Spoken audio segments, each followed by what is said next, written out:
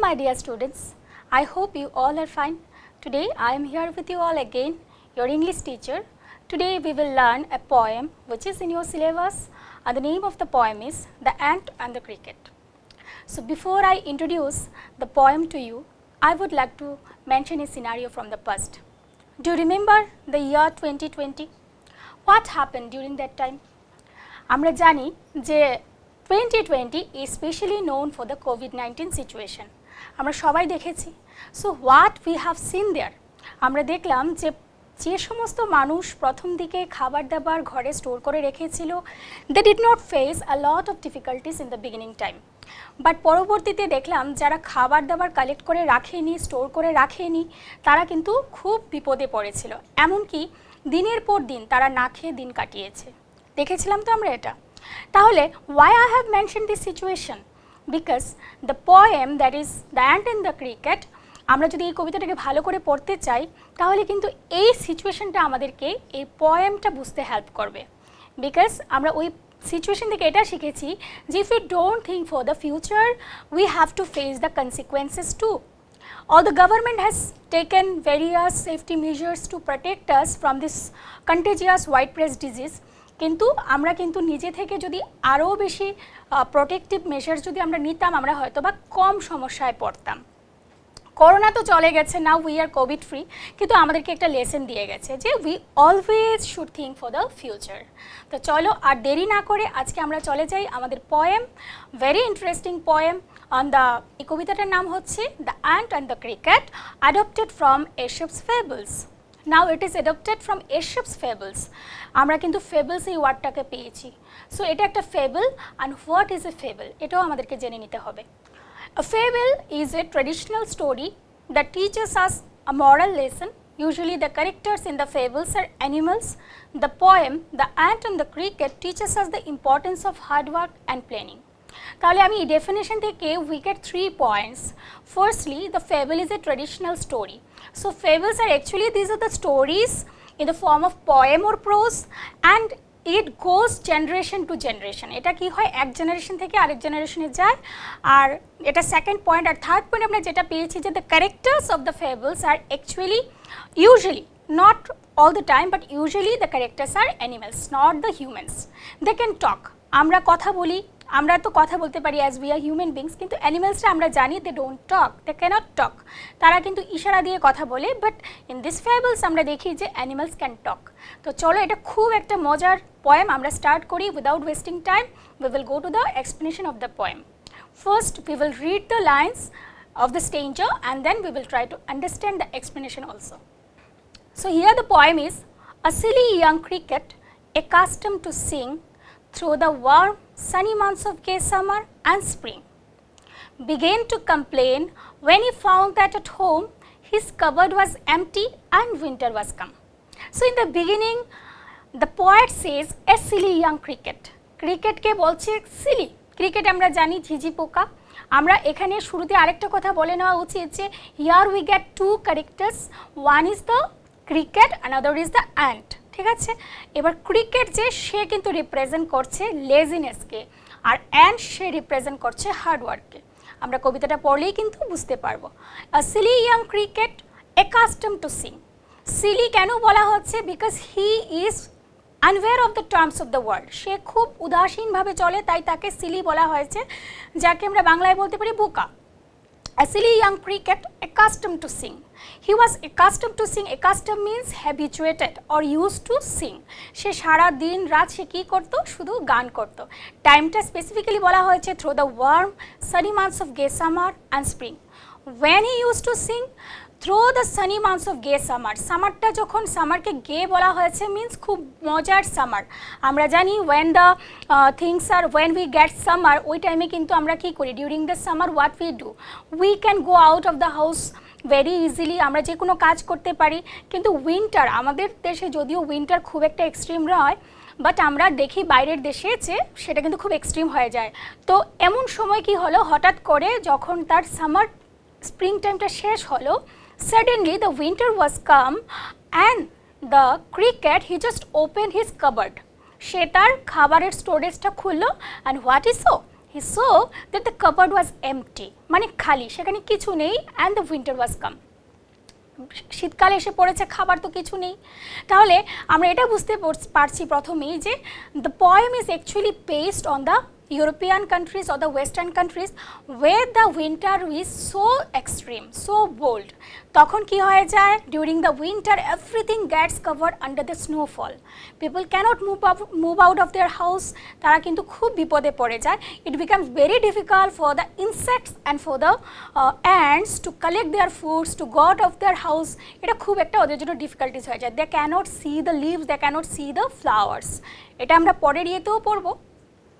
Not a crumb to be found on the snow-covered ground, not a flower could he see, not a leaf on a tree. সে কোথাও খুঁজে পেল না একটা ছোট্ট crumb. Here the meaning of the crumb is also given. তোমরা দেখবে ক্রাম্বের word মিনিংটা দেওয়া আছে। Crumb means a piece of bread, ঠিক আছে? আমরা ব্রেড মানে আমাদের খাবার, মিল যেটাকে বলি সেটা আমরা কি ব্রেড অ্যান্ড বাটার বলি। তো খাবারের ছোট টুকরাকে আমরা বলছি piece of bread, আর যেটাকে আমরা ওয়ান ওয়ার্ডে বলতে পারি crumb. So he did not find a little crumb on the snow covered ground. Why he did not find? Because everything is under the snowfall. সব কিছু বরফের নিচে ঢাকা পড়ে গেছে, under the ice. Not a flower could he see, not a leaf on a tree. গাছের মধ্যে একটা পাতা দেখা যাচ্ছে না, গাছের মধ্যে একটা ফুল দেখা যাচ্ছে না। আমি আগেই বলেছি যে we are discussing a poem, we are discussing a situation which is based on the western countries and this is so extreme, where the winter is so extreme. খুব বেশি পরিমাণে বরফপাত হয়, তুষারপাত হয়, যেখানে কিন্তু উইন্টারে বিশেষ করে অ্যানিমেলসদের জন্য বা ইনসেক্টদের জন্য too tough to collect their foods. Oh, what will become, says cricket, of me? At last, by starvation and famine made bold, all dripping with wet and all trembling with cold. Away he sat off to a miserly ant to see if, to keep him alive, he would grant him shelter from rain and a mouthful of grain. He wished only to borrow, he would repay it tomorrow. এই স্টেঞ্জাতে আমরা কি পড়ছি, now the cricket he is murmuring to himself, যখন দেখলো যে now it's winter, now the time has come, how I will have my meal, how I will have my food, এখন আমি কি করব। তখন সে দেখলো যে অ্যাকচুয়ালি তো সেই সিচুয়েশনটা তাকে কি করলো, তাকে বোল্ড বানিয়ে দিয়েছে। এখানে টু টার্মস আমরা পেয়েছি, the starvation and the famine. And the meaning of the two terms, famine means extreme scarcity of food, যখন কোনো কিছু খাবার আমরা পাই না, বাংলায় যেটাকে বলি দুর্ভিক্ষ। তোমার কাছে টাকা আছে, you have money, but you can't buy because the food is not there, the food is not available.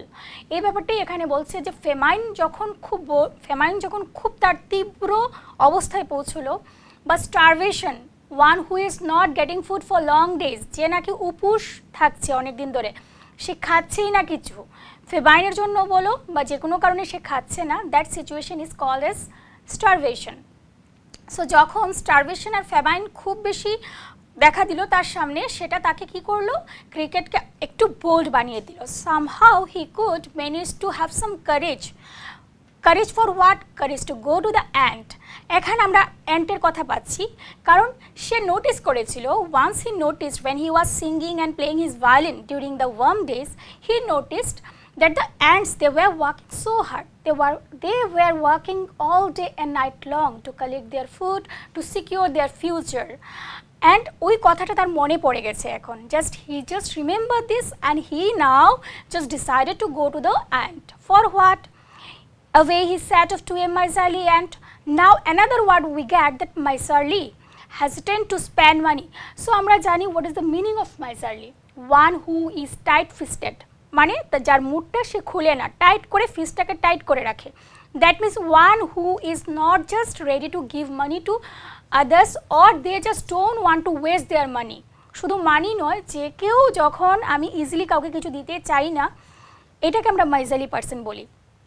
তো এখানে পয়েট বলছেন যে সে দেখলো দূর থেকে যে একটা অ্যান্ট আসছে বসে, সেই অ্যান্টের কাছে যাবে, আর once he notice that ant were just they are collecting their foods, এটা তার মাথায় আছে।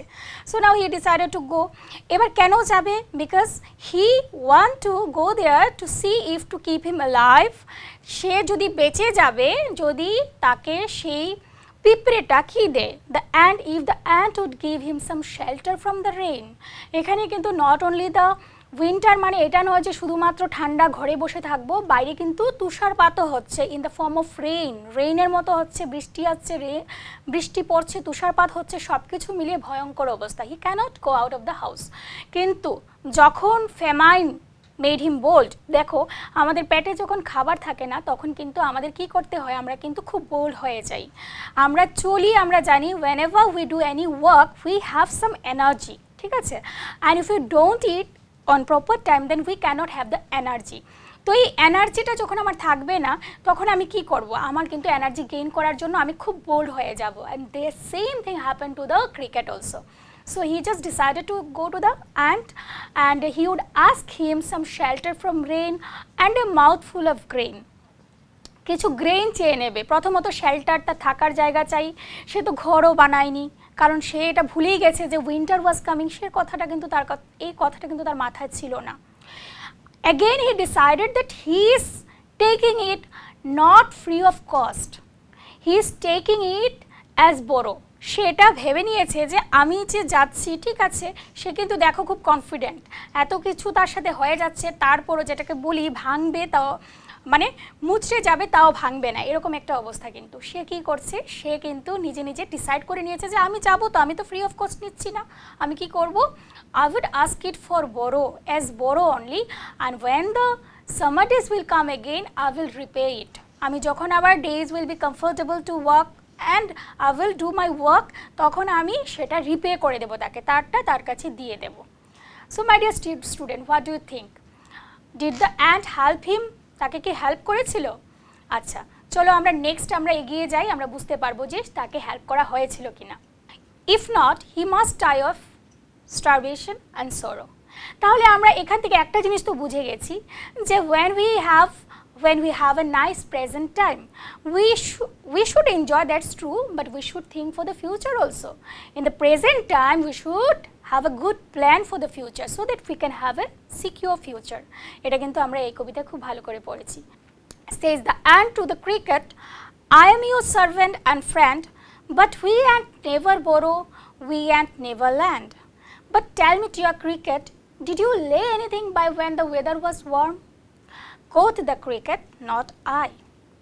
দেখো এখানে কিন্তু খুব সুন্দর করে the ant politely refused to help him by saying that we ant never borrow, never lend. খুব সুন্দর করে বলেছে যে আমরা কখনো ঋণ করি না, ঋণ দেই না। After that the ant asked to the cricket if he had saved anything for the future, and in reply what is said? The cricket said, not I. Quoth the cricket means she bollo. Quoth is a word that represents the ancient English, old English uses, and it means said. Okay, so quoth the cricket, cricket bolo, not I, ami korini, ami to kono kichu save korini. My heart was so light that I sang day and night, for all nature looked gay. You sang, sir, you say. সে আরও বলছে, the cricket is saying that আমি খুব মজাতে ছিলাম because I found everything is so magical. I was just singing and enjoying my violin. I was dancing and singing all day and night long.